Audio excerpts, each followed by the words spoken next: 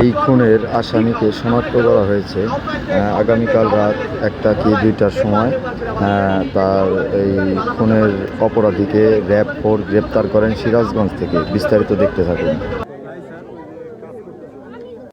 খুনিকে ধরা হয়েছে এবং কোন জায়গায় কি করেছে, কিভাবে হত্যা করছে, সব কর্মকাণ্ড পুলিশের সাথে করে নিয়ে আসা হয়েছে এবং সব কর্মকাণ্ড দেখানো হচ্ছে। সে কিভাবে কি করেছে, আর যে চাকু দিয়ে সে খুন করছে সেই চাকু ওই জায়গায় আসলে একটা পুকুরে ফেলছে। সেই জায়গাও অনেক তল্লাশি করা হয়েছে চাকুটা খোঁজার জন্য। আপনারা দেখতে থাকুন, পুরো ভিডিওটা দেখবেন। কি বলবো, এই যে রক্ত খাওয়া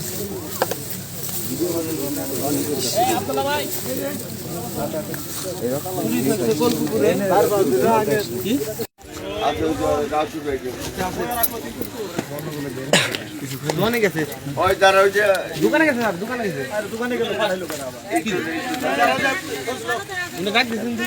ডাক দিয়েছেন যারা খুঁজছে। আপনি একটা লোক আছে না,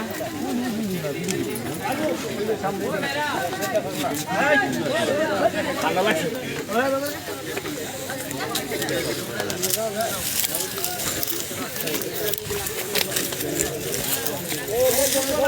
ভাই আপনারা কেউ আছেন?